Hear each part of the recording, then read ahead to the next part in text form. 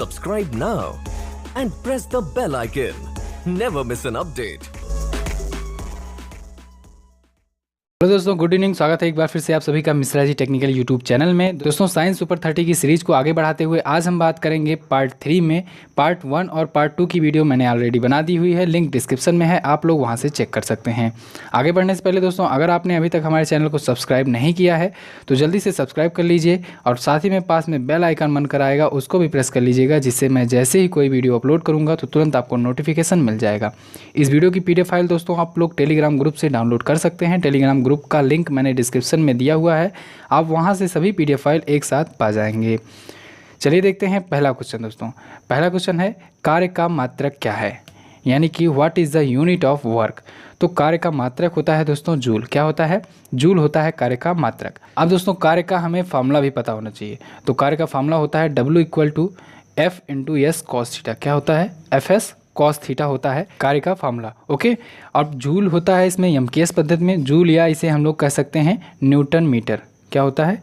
Newton metre या joule होता है इसका मात्रक। ये दोस्तों होता है MKS पद्धति में। और CGS पद्धति में होता है दोस्तों डाइन सेंटीमीटर। क्या होता है? Dyne centimetre. आपको पता होगा कि 1 न्यूटन बराबर 10⁵ डाइन होता है। ओके, चलिए नेक्स्ट देखते हैं। नेक्स्ट है दोस्तों, रॉकेट किस सिद्धांत पर कार्य करता है। तो रॉकेट दोस्तों कार्य करता है संवेग संरक्षण के सिद्धांत पे। किस सिद्धांत पे? संवेग संरक्षण के। अब ये संवेग संरक्षण सिद्धांत होता क्या है?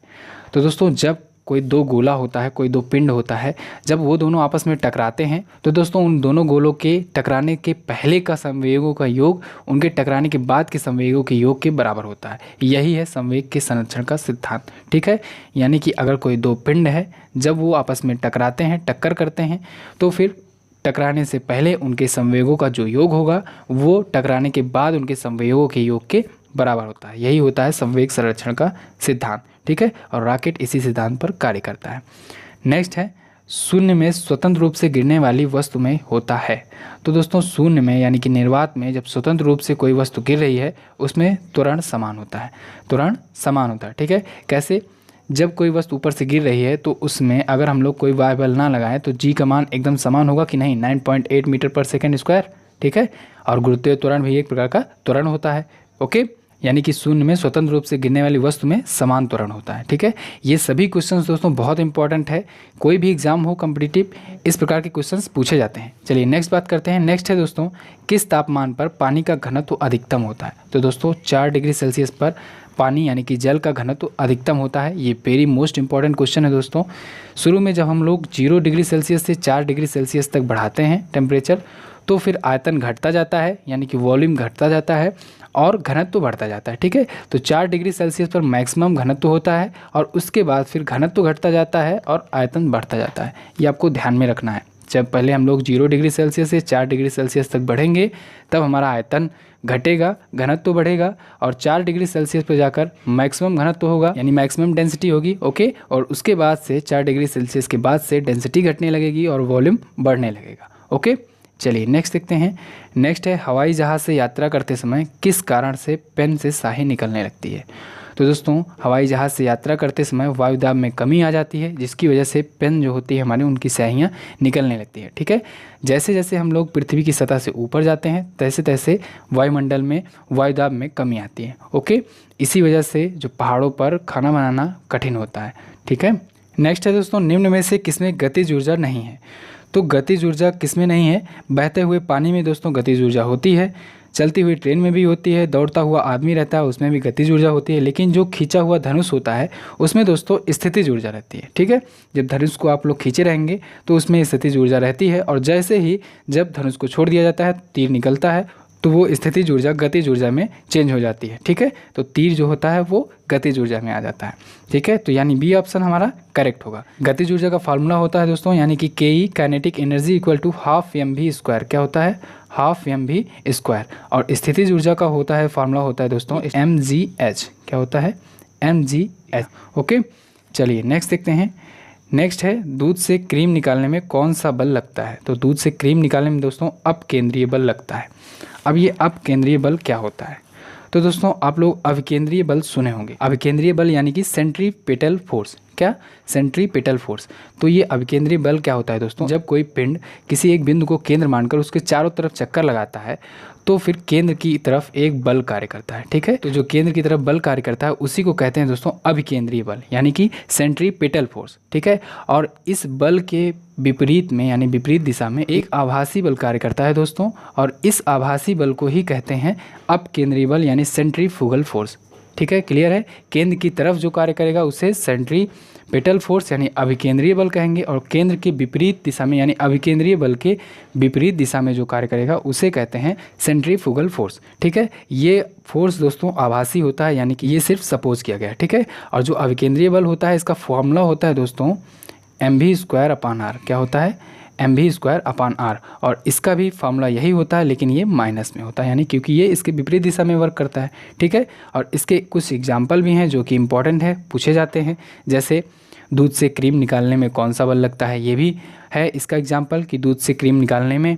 ओके, और इसके साथ ही एक जो मोस्ट इम्पॉर्टेंट एग्जाम्पल है वो है वॉशिंग मशीन। ठीक है, वॉशिंग मशीन से जब हम कपड़े धुलते हैं तो उसमें भी अपकेंद्र बल का यूज होता है। ठीक है, नेक्स्ट है दोस्तों पूर्ण आंतरिक परावर्तन यानी कि टोटल इंटरनल रिफ्लेक्शन कब होता है, जब प्रकाश जाता है वायु से कांच में, हीरे से कांच में, वायु से जल में, या फिर जल से कांच में। तो दोस्तों टोटल इंटरनल रिफ्लेक्शन कब होता है, जब हीरे से कांच में जाता है लाइट हमारा। ठीक है, यानी बी ऑप्शन करेक्ट हो। ये सभी क्वेश्चंस दोस्तों एग्जाम्स में पूछे हुए हैं, इसी वजह से मैंने इसमें इंक्लूड किया है। नेक्स्ट है दोस्तों किसी मनुष्य के शरीर का सामान्य तापमान कितना होता है। तो अगर फ़ारेनहाइट में आपको दिया रहेगा ऑप्शन तो 98.6 होता है, 6 डिग्री फ़ारेनहाइट होता है। फ़ारेनहाइट में मनुष्य का टेम्परेचर, ह्यूमन बॉडी का टेम्परेचर, और अगर इसे डिग्री सेल्सियस में बात करें तो डिग्री सेल्सियस में होता है दोस्तों 36.9 डिग्री सेल्सियस। कितना होता है, 36.9 डिग्री सेल्सियस होता है डिग्री सेल्सियस में मनुष्य का टेम्परेचर, और 98.6 डिग्री फ़ारेनहाइट होता है फ़ारेनहाइट में ह्यूमन बॉडी का टेम्परेचर। क्लियर है दोस्तों। अगर आपको वीडियो पसंद आ रही हो तो इसे लाइक ज़रूर कर दिया कीजिए, लाइक करने से मेरा मोटिवेशन बना रहता है और मैं नेक्स्ट पार्ट जल्दी जल्दी लाने का प्रयास करता हूँ। चलिए नेक्स्ट देखते हैं। नेक्स्ट है दोस्तों ऊष्मागतिकी का प्रथम नियम किस अवधारणा की पुष्टि करता है। तो ऊष्मागतिकी का प्रथम नियम होता है दोस्तों ऊर्जा संरक्षण के नियम पर आधारित। ठीक है, ऊर्जा संरक्षण का नियम क्या कहता है कि ऊर्जा ना तो खत्म होती है और ना ही उत्पन्न होती है, ऊर्जा हमेशा एक रूप से दूसरे रूप में परिवर्तित होती है। ठीक है, जब भी कोई ऊर्जा यानी कि एनर्जी किसी दूसरे रूप में ट्रांसफॉर्म होती है तो ठीक उतनी ही एनर्जी दोस्तों वो दूसरे रूप से ही जनरेट हो जाती है, यानी कि पूरे वर्ल्ड की एनर्जी का परिमाण दोस्तों स्थिर है। क्लियर है। चलिए नेक्स्ट देखते हैं। नेक्स्ट है दोस्तों दही में मुख्यतः कौन सा अम्ल पाया जाता है। तो दही में पाया जाता है दोस्तों लैक्टिक अम्ल। जब भी आपको दूध दही से रिलेटेड कोई चीज़ आए और उसमें एसिड पूछा जाए तो लैक्टिक एसिड ही आप करेक्ट आंसर बताएंगे। ठीक है, दूध से दोस्तों एक पॉइंट आप लोग याद रख सकते हैं जो कि बहुत ही इंपॉर्टेंट है। दूध में दोस्तों केसिन नाम का प्रोटीन पाया जाता है। किस नाम का, केसिन नाम का एक प्रोटीन पाया जाता है और इसी की वजह से दूध का रंग सफ़ेद होता है। ठीक है, दूध में पाया जाने वाला प्रोटीन का नाम है केसिन और इसी वजह से दूध का रंग सफ़ेद होता है। वेरी मोस्ट इम्पॉर्टेंट है ये पॉइंट। ओके, चलिए नेक्स्ट देखते हैं। नेक्स्ट है निम्न में से कौन सा प्राकृतिक बहुलक नहीं है। तो निम्न में से पूछा है तो आपको ऑप्शन देखना होगा। चमड़ा प्राकृतिक बहुलक है यानी कि नेचुरल पॉलीमर है, ऊन ये भी नेचुरल है, रेशम ये भी नेचुरल पॉलीमर्स होते हैं, और जो नायलॉन होता है दोस्तों ये नेचुरल पॉलीमर नहीं होता है, ये हमारा आर्टिफिशियल पॉलीमर होता है, ये प्रयोगशाला में बनाया जाता है। चलिए नेक्स्ट देखते हैं। नेक्स्ट है धान के खेत से कौन सी गैस मुक्त होती है। तो धान की खेत से दोस्तों मेथेन नाम की गैस मुक्त होती है, यानी कि मेथेन नाम की गैस निकलती है और मेथेन का फॉर्मूला होता है दोस्तों CH4। क्या है, CH4 है मेथेन का फॉर्मूला, और मेथेन को ही दोस्तों मार्स गैस कहते हैं। ठीक है, अब धान का खेत आया है तो धान से हम लोग एक पॉइंट लिंक कर सकते हैं। खैरा रोग पाया जाता है धान में, ये बहुत ज़्यादा इंपॉर्टेंट है, कई बार एग्जाम में पूछा गया है, और ये खैरा रोग होता है जिंक की कमी से। ठीक है, जिंक की कमी से खैरा रोग होता है धान में, ये कई बार एग्जाम्स में पूछा गया है। ओके, चलिए नेक्स्ट देखते हैं। नेक्स्ट है लेंस किस कांच से बनता है।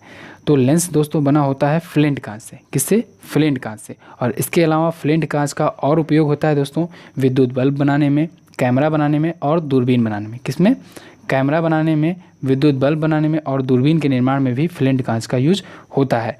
और एक कांच और इम्पॉर्टेंट है वो है क्रक्स कांच। क्रक्स कांच का यूज़ किया जाता है दोस्तों धूप के चश्मों के लेंस में। ठीक है, किस में किया जाता है, धूप के चश्मों के लेंस में किया जाता है क्रक्स कांच का यूज़। ओके, नेक्स्ट है दोस्तों, सीमेंट का रासायनिक संयोजन क्या होता है? तो सीमेंट दोस्तों बनता है चूना पत्थर, मिट्टी और जिप्सम से। ठीक है, तो चूना पत्थर जो होता है इसका फॉर्मूला होता है दोस्तों CaCO3। क्या होता है? CaCO3 यानी कि कैल्शियम कार्बोनेट। ओके, और जो जिप्सम होता है इसका फॉर्मूला होता है दोस्तों CaSO4 इंटू 2H2O। क्या होता है? CaSO4 into 2H2O। ओके, ये कैल्शियम सल्फेट होता है जिप्सम, और कैल्शियम कार्बोनेट होता है चूना पत्थर। ठीक है, और इन तीनों के संयोजन से बनता है सीमेंट। ओके, सीमेंट से एक पॉइंट और एग्जाम में पूछा जाता है दोस्तों, वो ये है कि सीमेंट की जमने की क्रिया को स्लो करने के लिए क्या यूज किया जाता है? तो सीमेंट को जमने से दोस्तों रोकता है जिप्सम। क्या रोकता है? जिप्सम रोकता है। यानी जिप्सम का फॉर्मूला हम लोग फिर से रिवाइज कर लेते हैं, CaSO4 इंटू 2H2O। ठीक है, कैल्शियम सल्फेट। ओके, चलिए नेक्स्ट देखते हैं। नेक्स्ट है दोस्तों, वायुमंडल में कौन सी गैस सबसे अधिक अक्रिय गैस है? यानी कि अगर दूसरे रूप में इसे कहें कि वायुमंडल में सबसे अधिक मात्रा में अक्रिय गैस कौन सी पाई जाती है? तो कौन सी पाई जाती है? आर्गन।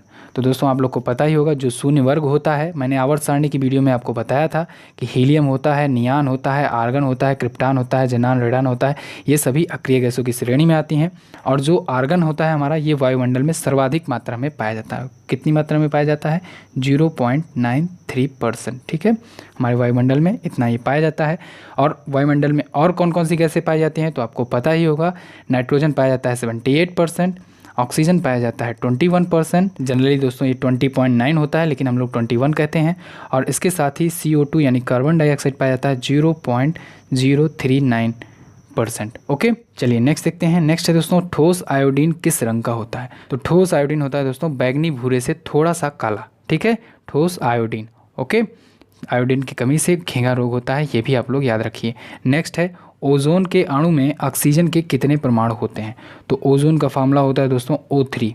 अब मैं आपसे अगर पूछूं कि कितने ऑक्सीजन के परमाणु हैं, तो 3 हैं। ठीक है, ए ऑप्शन हमारा करेक्ट होगा। चलिए नेक्स्ट देखते हैं। नेक्स्ट है दोस्तों, भूपर्पटी में दूसरा सर्वाधिक पाया जाने वाला तत्व कौन सा है? तो भूपर्पटी में दोस्तों सिलिकॉन दूसरा सर्वाधिक तत्व होता है। पहला तत्व होता है दोस्तों ऑक्सीजन।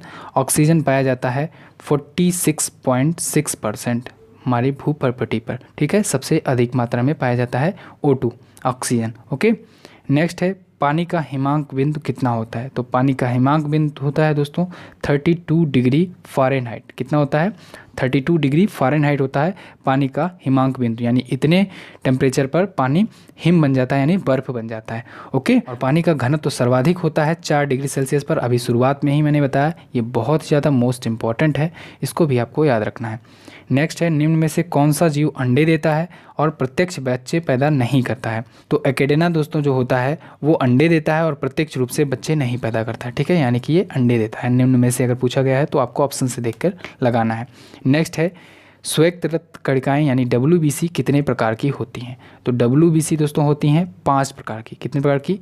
5 प्रकार की होती हैं। WBC का फुल फॉर्म होता है वाइट ब्लड सेल्स। क्या होता है? वाइट ब्लड सेल्स होता है WBC का फुल फॉर्म, और ये होते हैं 5 टाइप के। अब ये पांचों टाइप कौन कौन से होते हैं आप लोग ये भी जान लीजिएगा। तो पहला होता है दोस्तों न्यूट्रोफाइल्स, दूसरा लिम्फोसाइट्स, फिर तीसरा होता है मोनोसाइट, चौथा होता है यूसिनोफाइल्स, पांचवा होता है बेसोफाइल्स। ठीक है, ये 5 प्रकार के होते हैं WBC। ओके, और दोस्तों RBC, WBC और प्लेटलेट से ही मिलकर बनता है हमारा ब्लड। ठीक है, प्लेटलेट्स, इन तीनों से मिलकर बनता है हमारा ब्लड। RBC और WBC का रेशियो बहुत पूछा जाता है दोस्तों। तो RBC और WBC का रेशियो होता है दोस्तों 600:1। कितना होता है? 600:1। ये होता है RBC और WBC का रेशियो मानव रक्त में। ये बहुत ही ज़्यादा इंपॉर्टेंट है, कई बार एग्जाम में पूछा गया है। इन सभी टॉपिक को दोस्तों मैं चैप्टर बाय चैप्टर आपको बायोलॉजी में पढ़ा दूंगा।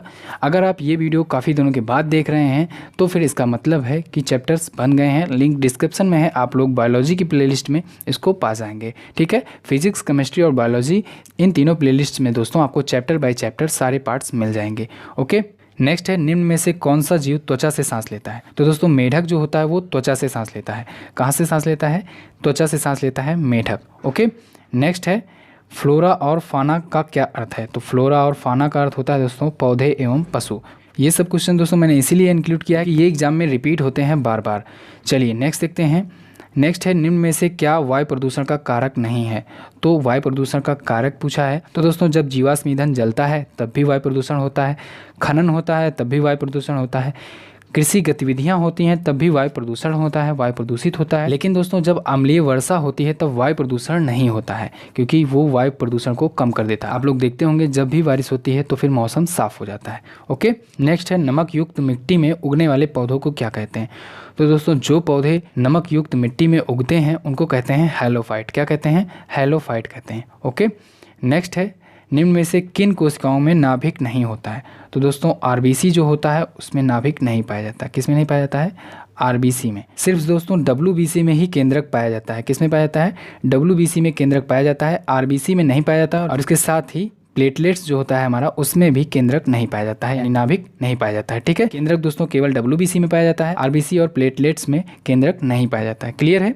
चलिए नेक्स्ट देखते हैं। नेक्स्ट है आरएनए का प्राथमिक कार्य क्या होता है। तो आरएनए का प्राथमिक कार्य होता है दोस्तों प्रोटीन का संश्लेषण करना। क्या होता है? प्रोटीन का संश्लेषण करना होता है आरएनए का प्रारंभिक कार्य। और आरएनए जो होता है दोस्तों वो केंद्रक और कोशिका द्रव्य दोनों में पाया जाता है। ठीक है, आरएनए केंद्रक और कोशिका द्रव्य दोनों में पाया जाता है और इसका प्रारंभिक कार्य होता है प्रोटीन का संश्लेषण करना। ठीक है, नेक्स्ट है शरीर में लगी चोट की मरम्मत के लिए किस प्रकार के सेल का विभाजन उपयोग किया जाता है।